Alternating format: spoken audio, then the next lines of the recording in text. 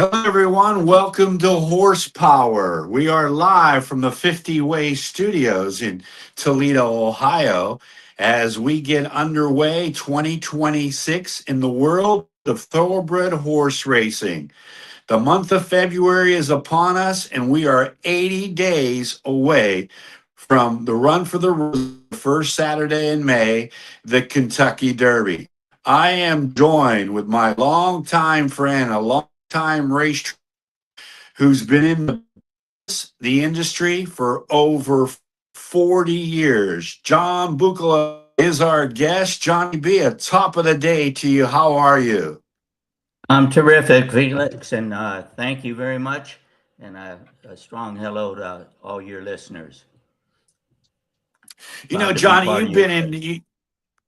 you've been involved in thoroughbred horse racing almost your entire life. Your uncle, Johnny Adams, a Hall of Fame child jockey. Your father was a jockey. You were a jockey, and you sort of were born into the industry. And at a very early age, at 15 years old, share a little bit about your inclination and how you got involved. Well, I left home, Felix, when I was 15 years old and was very enthused with horse racing and couldn't wait to get around the racetrack and horses and moved into a tack room at Santa Anita, began walking horses and exercising horses while still going to high school, which was only a block and a half away, Arcadia High. And after I galloped horses for quite a while, I did just about everything one can imagine in that business. And I've been very fortunate. I've had a passionate love for the animal, for the people in the industry, and I'll take it with me till the day I'm gone. You know, when you got involved, I would assume it was during the mid 60s. There were a plethora of fans that supported racing at the California tracks. Now, Santa Anita used to have 70, 80,000 people on a weekend. That must have been mind boggling to see all the people who supported the game of thoroughbred horse racing. It certainly was, Felix. And I did a lot of research on that. And in the early 1930s, a man named Dr. Charles H. Strube had the ambition to open up first class racetrack in Southern California. And he realized his dream in 1934 when he opened Santa Anita. And he highlighted that 34-35 race meet with the Santa Anita handicap offering $100,000 guaranteed to the winner. And that drew a lot of horses from every coast in the country and even out of the country. Became a very prominent race, and it put Santa Anita on the map. He was a man of guts and determination, and people like him, we should always try to get into the right positions on the tracks. You know, during that time, there wasn't any lottery, there wasn't any sports betting, there weren't any Indian reservation casinos. That was the only game in town. If you wanted to make a wager, more than likely it was going to be at a racetrack, and that drew thousands and thousands of people. With that being said, the list of jockeys that you were around from the early 60s, they were the who's who in thoroughbred horse racing. That's correct. In fact, I happened to be at Arlington Park in 1966 when a very good friend of yours won his first race in United States, Lafitte Pinkai Jr. The horse's name was Teacher's Art, trained by Cotton Tinsley, and he was owned by Fred Hooper, who brought a lot of successful riders from Puerto Rico and Panama to the America. You know, when I talk with Lafitte about coming from his native Panama, you know, Lafitte and I have been friends for over 50 years. And I've known Lafitte uh, ever since I got involved with thoroughbred horse racing during the mid 70s. And he has some great stories that he shares about coming from Panama, going to Chicago, riding at Arlington Park, as you mentioned. But his career lasted for decades, where he became, at one point in time, the all-time winningest jockeys. Who were some of the great jockeys that you were around in the early 60s that really made it to the Hall of Fame and just were so instrumental in becoming great riders? Well, of course, my uncle Johnny Adams and Johnny Longden were some of the greats. I worked for Johnny Longden for 3 years and was fortunate enough to gallop Majestic Prince for him in 1969. Also, that year, I was getting on the best 3-year-olds in California: Majestic Prince, Lonnie Secret, Mr. Joe F. Baffle. He wasn't a 3-year-old, but he was a very good runner. And a horse called Jungle Savage. Governor's Party was another one. I remember between races, it rained like heck and the track was real muddy, and Longden got permission to work both Majestic Prince and Governor's Party together in front of the grandstand after the first race. And Hardtack was on Majestic Prince, and I worked Governor's Party. Longden asked me to break 3 to 5 links in front of Majestic Prince, and for Hardtack, he wanted to get a good work in both horses. They were both nominated for the Santa Anita Derby, and when they turned for home, let both of them run. And people didn't know it at the time, but Longden had also had Governor's Party nominated for the Bay Meadows Derby. And he didn't want anyone to know that. He wanted people to think he was running both horses owned by Frank McMahon.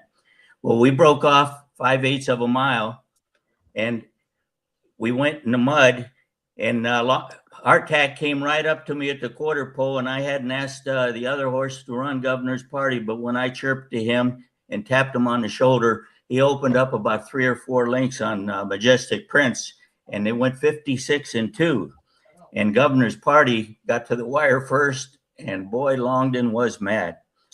He said, why? He asked me, why, John, did you go off and let that horse beat Majestic Prince? I said, John, I worked the horse just like you said. I said, this horse is a mud running freak, which he was. And then he asked Hardtack, Bill, what the heck happened? He said, and Hardtack said, well, just like he said, this horse was running, but that horse is a mud running freak. And Governor's Party won the Bay Meadows Derby by 15 lengths in the mud, and Majestic Prince also won the Santa Anita Derby. So Longden made the right move with both horses. We're talking about Hall of Fame riders, Hall of Fame jockeys, Bill Hardtack, who at one point, I think, won more derbies than anybody. Johnny Longden, he was the first jockey to win a Kentucky Derby as a trainer, I do believe. And so you were around such great, great people. I want to ask you in regard to what was it like to be working horses of those magnitudes back then? Well, the crowds were big at Santa Anita, not only in the afternoon, but for morning workouts at Clocker's Corner. That was also a very busy area, and a lot of racing fans and bettors would come out and bet early before they went to work, and also watch horses work. And there was an announcer, and when I'd come on the track on Majestic Prince, they'd say Majestic Prince coming on the racetrack now for a gallop or a work or whatever he was going to do. And it drew a lot of attention. People were really, from not only the players, but the other horsemen too, other trainers. They were very involved in watching that horse. I mean, he was a competition for some of those trainers, but he not only could run, but he looked the part, Felix. He just looked fantastic, a brilliant looking chestnut, perfect size, just long stride. Everything about him was great. When you talk about Clock Corner, Mhm. Anybody who watched the great movie Skit will identify Clocker's Corner, a little place on the apron at the top of the stretch, Santa Anita, where you can get a coffee, a bagel, something to eat in the morning, and everybody would congregate there, the trainers, the owners, the jockeys, and they would talk about their day happening. Santa Anita, when you think about it, when you think about Santa Anita and you think about how many thousands and thousands of people that would be there on the weekends, and then we speed up to this day and age where that we are only getting half that type of fan and audience, it really boggles your mind. But I want to talk to you about the the conformation of a horse back then compared to today. I know that breeding was a very big part throughout the lineages of equines. But let me ask you this. In your estimation, were the horses stronger back then than they are today? I mean, you're talking about 1,000 pound animal that was very, very agile, with his, his legs being very, very thin and carrying such heavy weight. In your estimation, were horses strong back then, 50s, 70s, or today?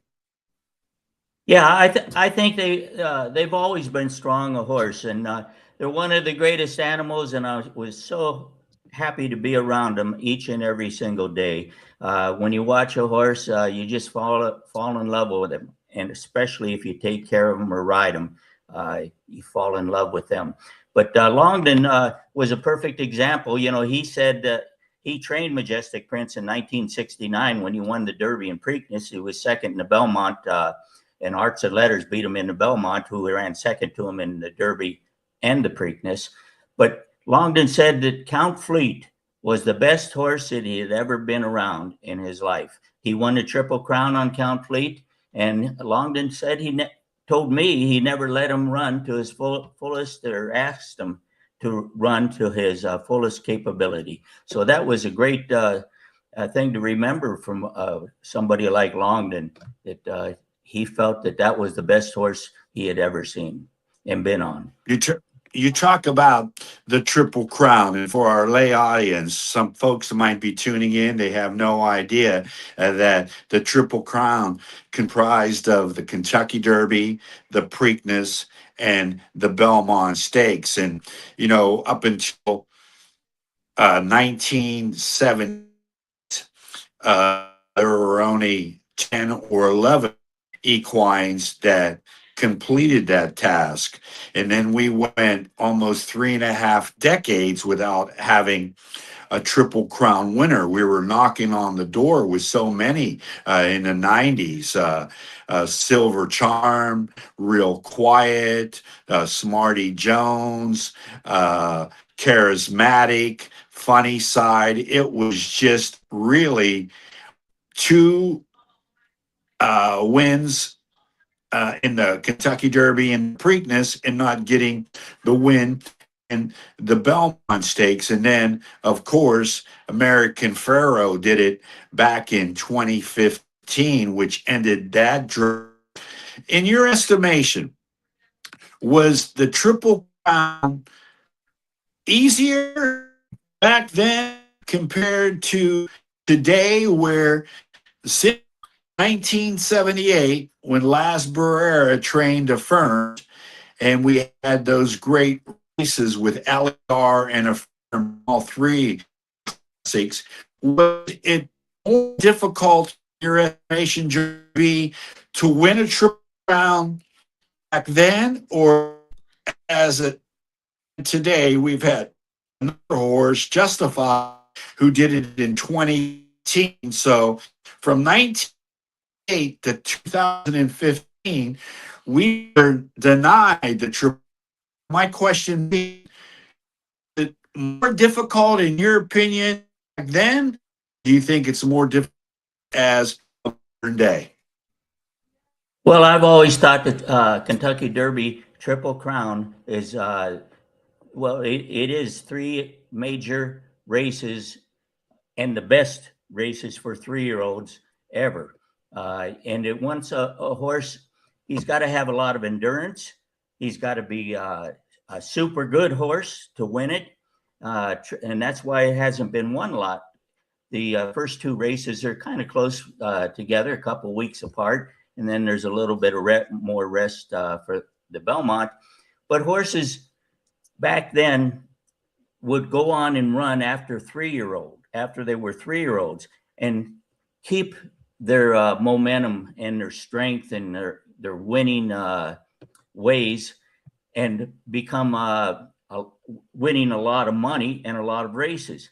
However, today it's so hard to win the Triple Crown and even the Kentucky Derby that a horse is so valuable. If he wins the Triple Crown, they don't, and if he's not a gelding, he's so valuable as a sire. They don't want to take a chance of him getting hurt and continue running him at 4 or 5 years old or even older, even though they have the capability and desire. A horse, when he's bred and when he's foaled, when they get out in that pasture, they're bred to run.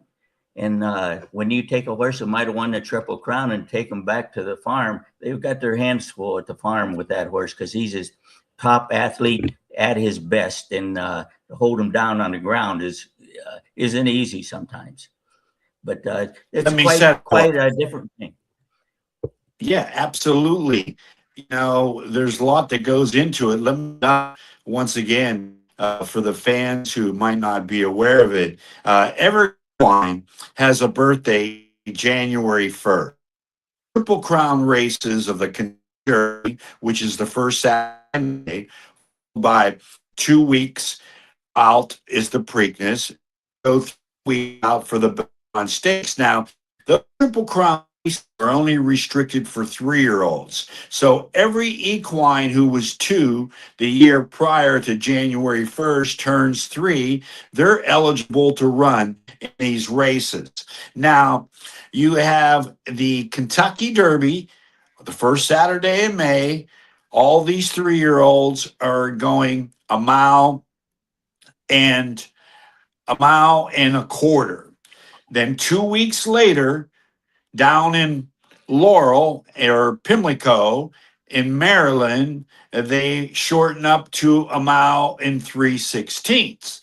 And then 3 weeks later, they go back to Belmont in New York to run in the Belmont Stakes, which is at a mile and a half. Most of these equines will never run a mile and a half in their entire career. But that's the way the Triple Crown races are set up. Now, I know very many people that have been around the track and worked in a lot of positions of the track and understands thoroughbred horse racing like you, Johnny B. So I will ask you this question. Do you think that is too much to ask a lightly raced 3-year-old to run a mile and a quarter and then 2 weeks later shorten up and then 3 weeks later extend themselves to a distance, like I mentioned, they will never see again? Is that too much to ask a lightly raced 3-year-old? For some horses, yes, it is, in my opinion, because let's say a small horse and he hadn't run as often as another 3-year-old who might be a strong looking 3-year-old. He's got the stamina and he's run often, and that gives him the stamina, builds up his strength to stretch out farther. Where another horse who hasn't run very often doesn't, even if he has the pedigree, he really doesn't have the stamina yet. So it could be harmful for that horse to run in 3 races. A horse who's not as well educated or run as much as another horse. So you might see some horses come out of that race and take a big rest and not run. Or when he gets back to the barn, the trainer sees it that after when he goes to the track the next day, he might not have eaten up his mash, his food for 3 days. And there's signs that tells a trainer, and they all know when a horse isn't eating up, he's not acting right. You don't want to run him. If you do, you're asking for trouble. You know that they say that most of great equines horses come from a minimal of 5 to 6 families, and breeding was so important. More so in the 60s and the 70s, 80s. Not it's less important, but there are big farms where a horse was born. That's where he became a bred. It could be a Kentucky bred, it could be a Florida bred, it could be an Ohio bred, it could be a California bred. Very, very important. Kentucky always hung their cap on horses that were Kentucky breds. But that became the greatest of all time was neither. He was a Virginia bred. His name was Secretariat. And when we saw what Secretariat did, it was beyond comprehension of winning the Derby, winning the Preakness, and then destroying the field in the Belmont by 31 lengths with the late Ron Turcotte in the boot. I don't know if there was a more incredible horse race in my lifetime that I ever witnessed, and that was a little bit before my time. Secretariat, not much, but it was before my time of getting involved in thoroughbred horse racing. But watching the replay of Secretariat's Belmont Stakes performance, it still gives me chills. What about you? I feel the same way. Secretariat was certainly odd for a racehorse to have his type of speed and to do all the things that he did. Usually, if you watch any of the sales or been to any of them, the pedigree means so much during the bidding. But as you mentioned, they didn't pay a heck of a lot, and they didn't breed him in Kentucky. And that most of the best mares and sires stand in Kentucky and are sent to Kentucky. And at the sales, they're the top. You better have a lot of money if you're going to buy ones with that kind of pedigree. But back to Secretariat, he had the best conformation of any horse I've ever seen. He was the prettiest horse I've ever seen, the big chestnut, and could run like no other I've ever seen. Just a freak, really. Just a great horse, and he'll always be etched down in history. Yeah, without any doubt. When you go back, and as I mentioned, I talked with a lot of jockeys back, and I had the pleasure of interviewing Ron Turcotte, who we just lost during the course of 2025, and the Big Red, and they when they did the autopsy, and they viewed his heart, they said it was twice, maybe 3 times larger than any other equine heart that they ever dissected and evaluated in. He was just, you talk about a freak of nature. He was a freak of nature without any question. So here we are. We're in 2026 and we're seeing horse racing. It's not really as healthy as it once was, and there's a number of reasons why. One of the reasons why is that there's off track betting now. It came aboard in 1985, where you were able to have satellite locations where you could bet off track, and that sort of depleted the on track attendance of fans being at the track. I've grew up in Southern California at Del Mar. That's my host track, and you remember during the 70s, if you wanted to bet Del Mar, that you had to really go to the track. There was no other way. There was no satellite facilities where you could bet. But right now, there is satellite wagering. I think there was 30 or 40 that were implemented in 1985, where that uh, you could go to a brick and mortar place and bet horse races via monitor, and that sort of knocked out the urgency of being at the track. Um, we have seen horse racing take some backward steps over the years. They should get jobs. You're the race manager at Corona Casino here in San Diego for at least a decade, 15 years, I would think. And you saw it. You saw it becoming sort of a receding hairline in regards to all the problems that are a part of thoroughbred horse racing. One of those is that less foals were being born.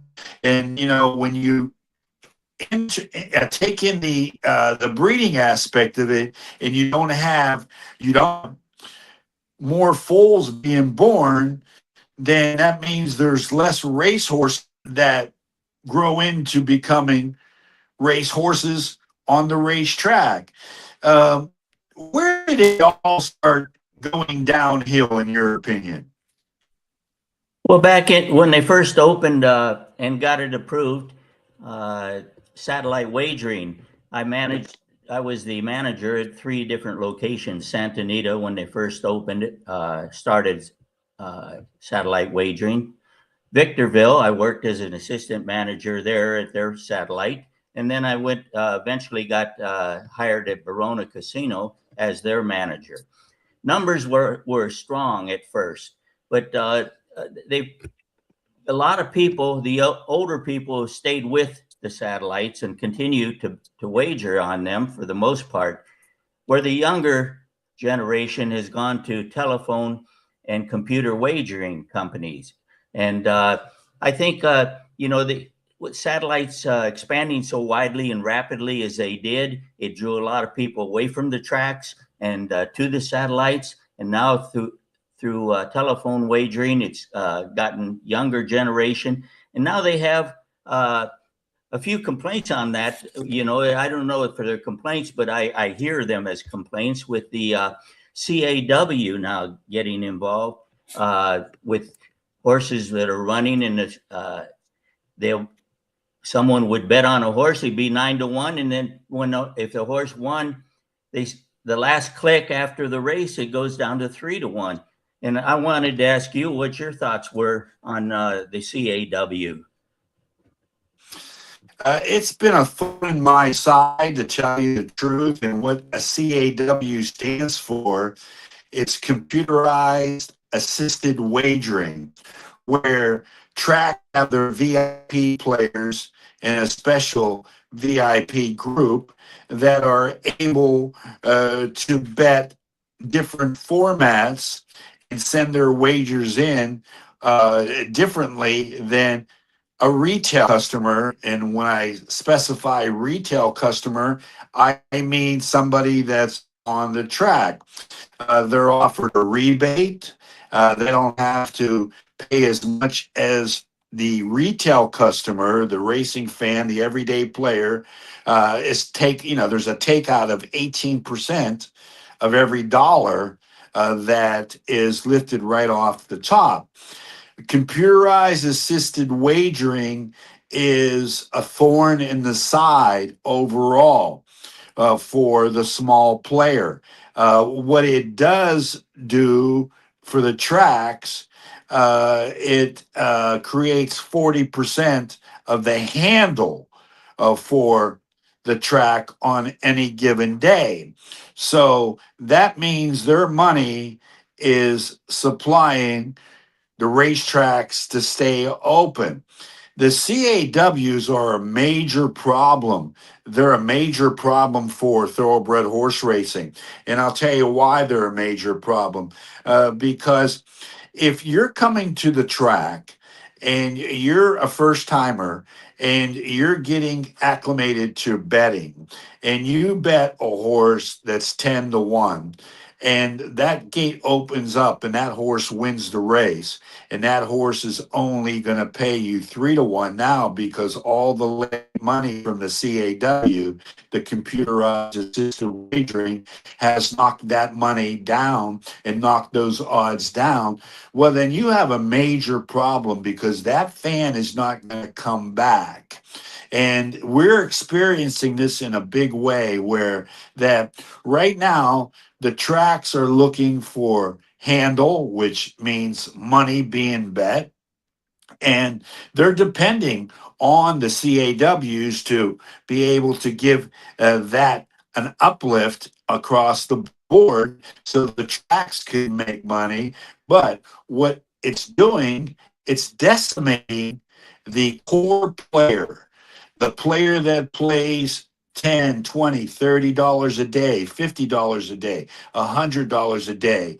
They're at a distinct disadvantage, and they are going to have to recognize this sooner than later before they run their retail player right out of the game. And charts and different surveys have shown that it is definitely running a lot of players away from the game and going into different forms of gaming. So I don't like it. What about you?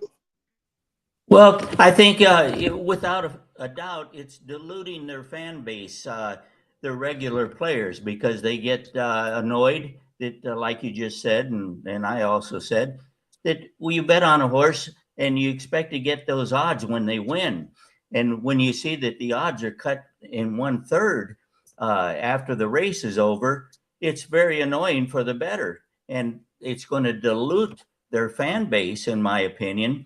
So the tracks would have to make a decision and find a good medium and figure this out, because I can tell you 60% of the handle is stronger than 40%.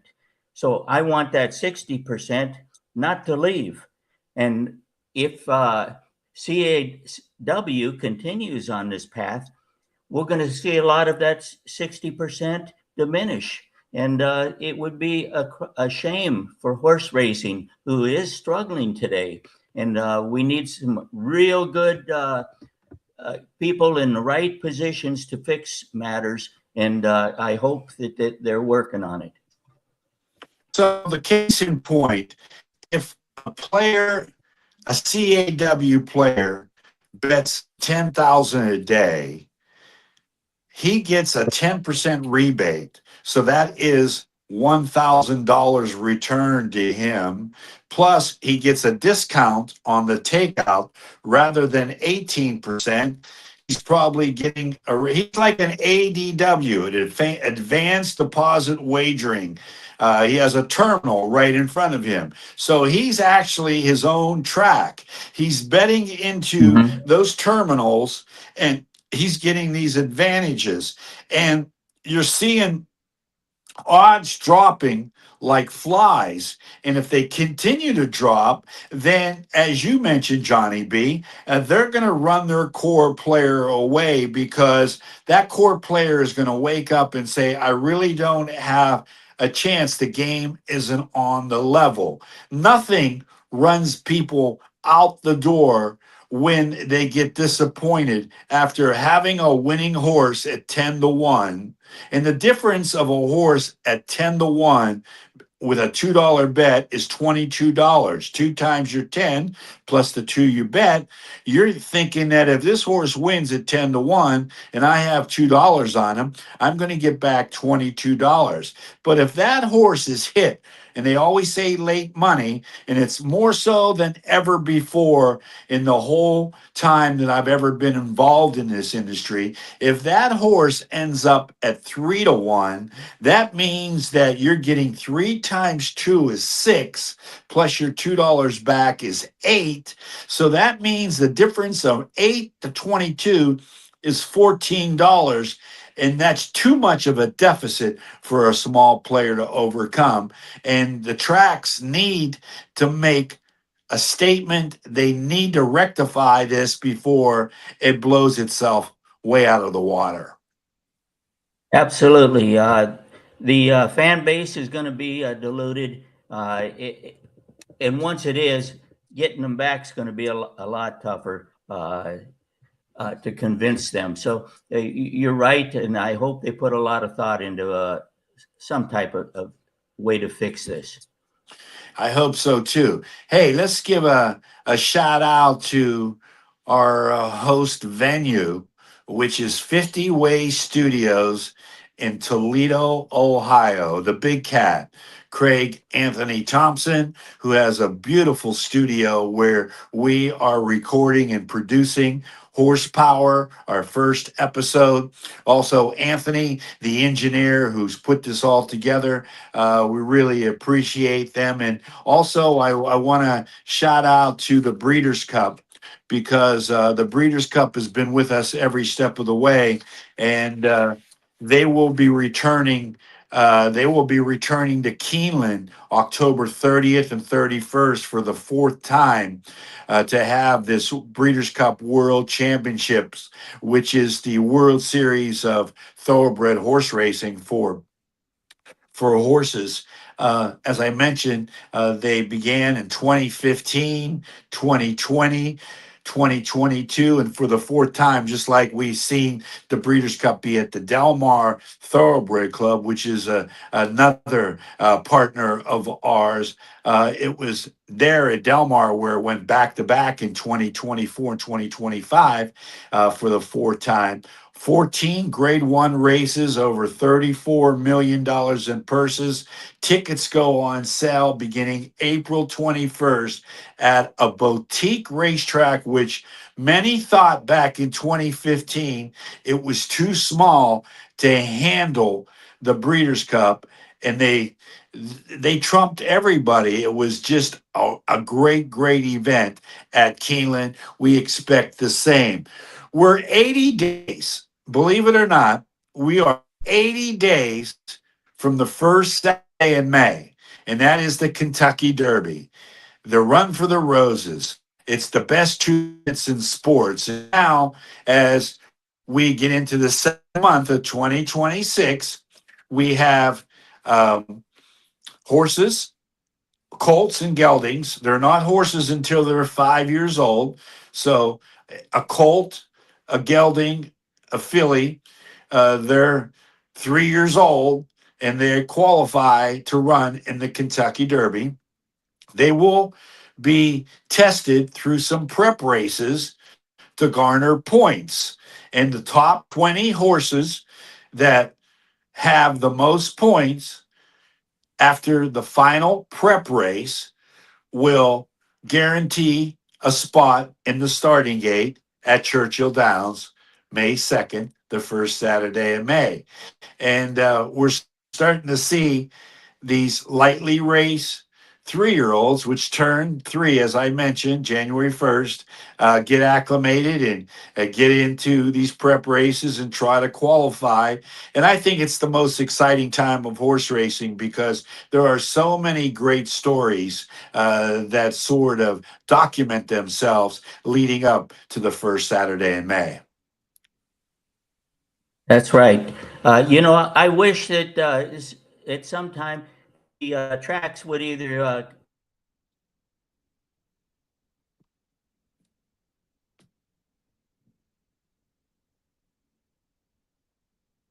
you still? Oh, there. I made a proposal to then president of Santa Anita, Mr. Goodrich, and had 3 meetings with him about building one. And the meetings went good till I told them how much it would cost to build it. But they could do that. Del Mar's a nonprofit, but we need that. It'd be great to get schools to come out, field trips and so on, and learn a little bit about the meticulous care of the animal. I mean, some people get the wrong idea that the horses are starving and are not well taken care of, especially when they have an injury. And an injury happens in every sport. I don't care if it's football, baseball, basketball, you name it, it happens. But the numbers aren't that bad. They really look or not bad at all because the amount of horses that do run. But the museum would certainly enlighten a lot of people on how the horses are taken care of. We all have a passionate love for them, and I think it would promote these youngsters into maybe getting jobs at the racetrack and or be interested when they are old enough. We never want to see anyone gamble as a child, but when they get old enough, they'll remember some of those things. You know, I had the opportunity on a number of occasions to take kids that were stricken with terminal diseases like cancer, leukemia, and I brought them to the racetrack as a group, and I vested a lot of energy into that because I wanted them to experience the equine. Each and every one of them had such the greatest time being around the great animal as the horse. Remember, the horse won wars for us, delivered mail, built bridges, built our country with their input. And they are such great and beautiful animals. And I got to say that they are very smart animals, to tell the truth as well. Horses are very, very smart, and they pick up what's going around them. And the sport is just going out there and to hearing their hoofs and smelling, you know, the horse itself and being at the track. It's a great escape. It's a great investment. It doesn't cost a family of four a lot of money like it would for a baseball game or a football game, but it has been very, very enlightening to have folks come to the track and watch these equines because, as you mentioned, there was so much love and care taken by the owners, the trainers, the grooms, the hot walkers. These equines become the family of these horses, and they become very, very close, and they take good care of these horses, and it's a beautiful thing to see. Johnny B, it's been a pleasure to revisit with you. We're going to do it again and again as we get a little closer to the first Saturday in May. Now, with the month of February coming before us, we're going to be seeing a lot of these prep races. We're going to be seeing a lot of connections trying to vie to get into contention to be in the starting gate Saturday, May the 2nd. And with that being said, we want to thank you, Johnny B, Johnny Bucalo, for being here. This is Horsepower, episode number 1. I can't wait to be back and do it again. Want to thank Craig Anthony Time from 50 Way Studios in Toledo, Ohio, our engineer Anthony, your wife who got you connected, and for them getting us connected. And we'll talk to you very, very soon next time with Horsepower. I'm Felix Taverna for Johnny B. Have yourself a great, great day. Thank you. Big thank you to HorsePower. Amen.